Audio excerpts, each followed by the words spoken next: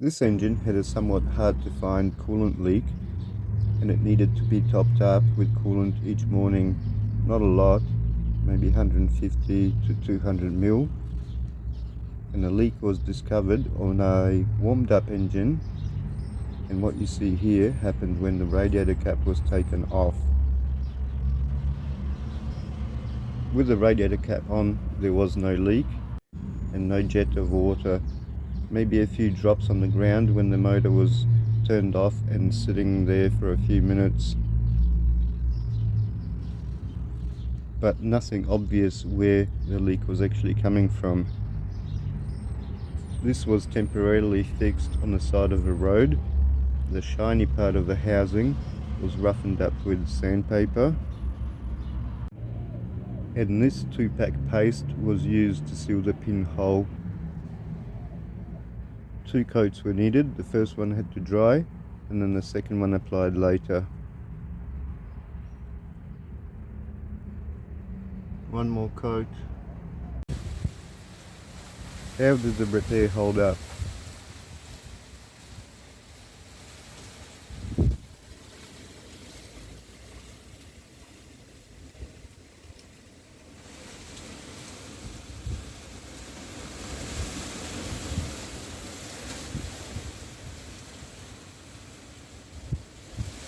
Pretty good, actually.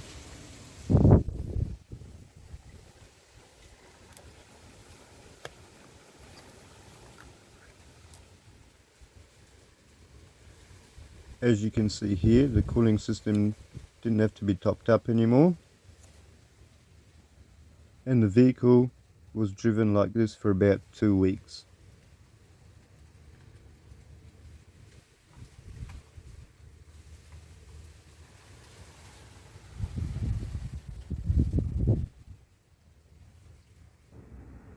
Also without having to top up the overflow bottle.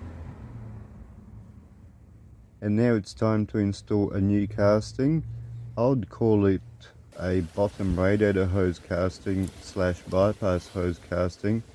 Isuzu call it suction pipe. And this would be a pretty basic job if it wasn't for the air conditioner compressor pulley there in the middle there in a way, and the bolts are behind that. So that's got to come off. But first I'm going to make some room and take off the heater hoses.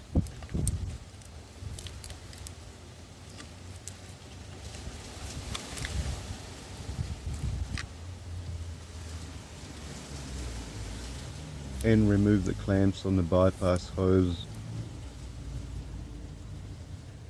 as well as the bottom radiator hose. That will have to come off as well.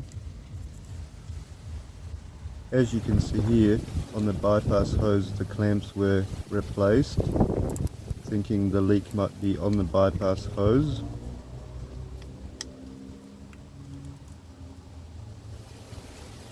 And that's the bypass hose off.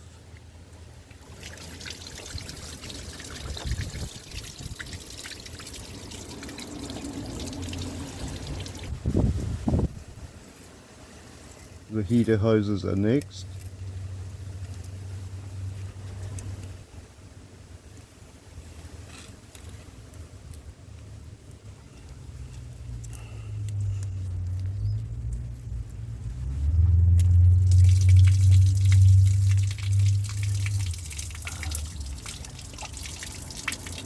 Then the bottom radiator hose is next.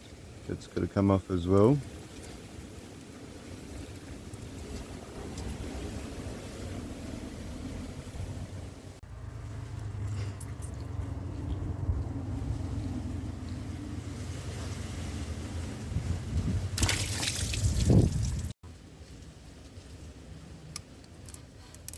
Using a 12mm socket I can get to 2 of the bolts on the casting. This is one of them, and this is the second bolt.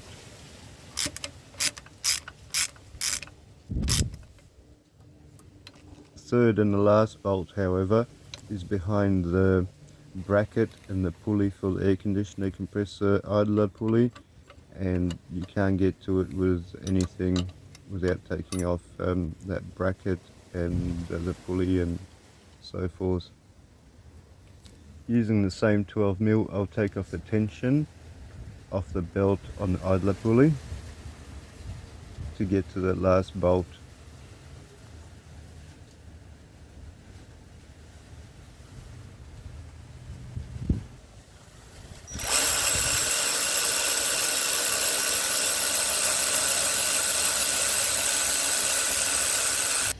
And loosen up the pulley itself so it can be moved out of the way.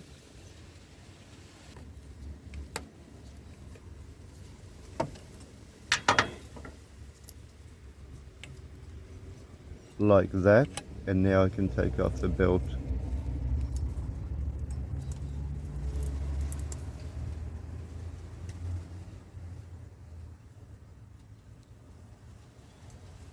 And now the whole bracket will actually have to be unbolted to get to the last bolt on that casting. This is one of the bolts on the bracket, and there's the second one.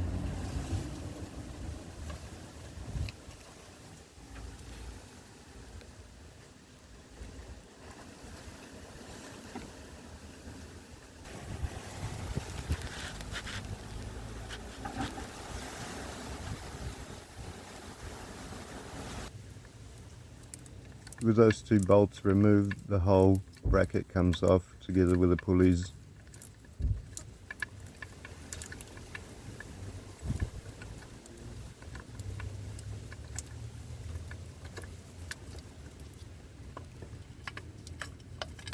The bolts are 17mm.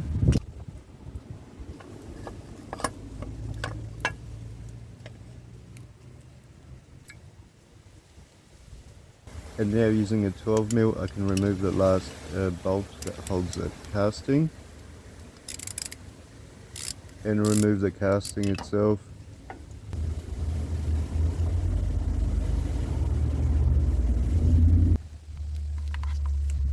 Let's check out the old casting and the repair. That was only a small pinhole. That repair could hold up for a while longer. Let's compare it to the new casting. A little bit different, no dividing port on the new casting.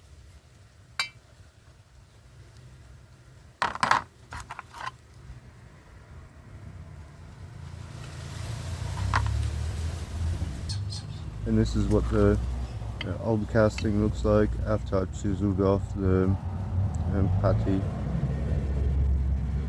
And now that hole is a lot bigger than it was initially.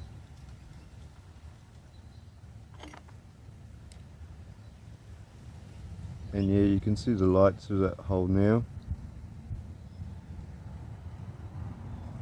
While I'm replacing this, what Isuzu call a suction pipe housing, I'm going to replace a bypass hose and a lower radiator hose as well.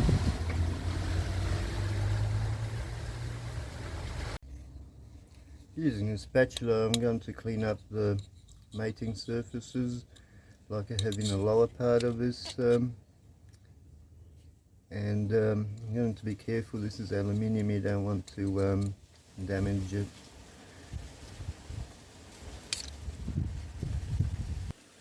As well as trying not to get any silicone worms in there, they will clog up your radiator. There is no gasket for this application, I was told, so I'm using a bit of silicone there. And that's all cleaned up as well, and looking a lot better. Time to throw that on. Two locating studs and one bolt, that one that was hard to get to. Getting there. So while that's all looking good, I'm not particularly impressed with this, but there's nothing I can do with it at the moment. It looks like a press-in fit. It's not even on thread, and like I said, there's not much I can do about it at this stage. Maybe at a later stage I can replace it, but not now.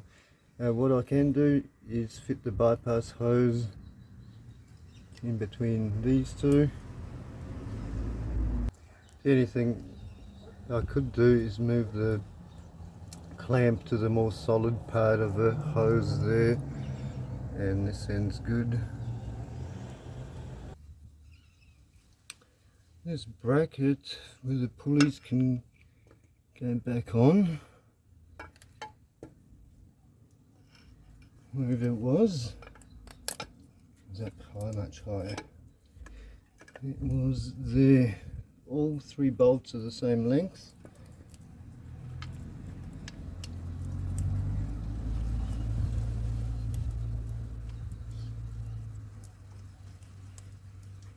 One,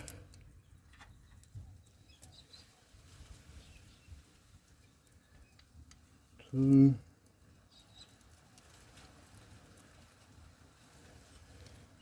I gave the bracket a bit of a coat of paint so it looks as good as everything else.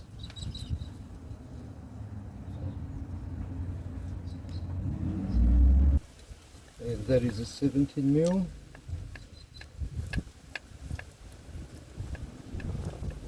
And just do it up with some tools. The compressor belt can go on next. I'll start at the bottom and pull it through to the top like this, and then put the tension back on it with this bolt here. That's a 13mm. And after that, secure the pulley with a 17mm on its bearing. And so while I'm here, I thought I'd replace the lower radiator hose as well with a fresh one. The top one was done earlier.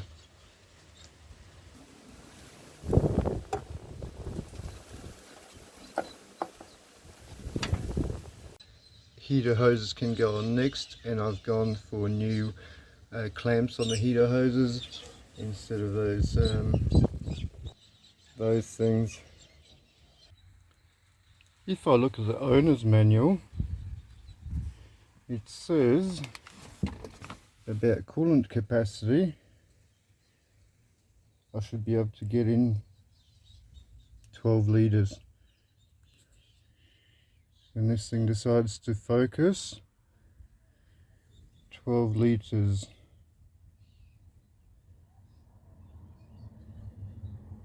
That's for the 4HG1, and same for the 4HF, 12 litres.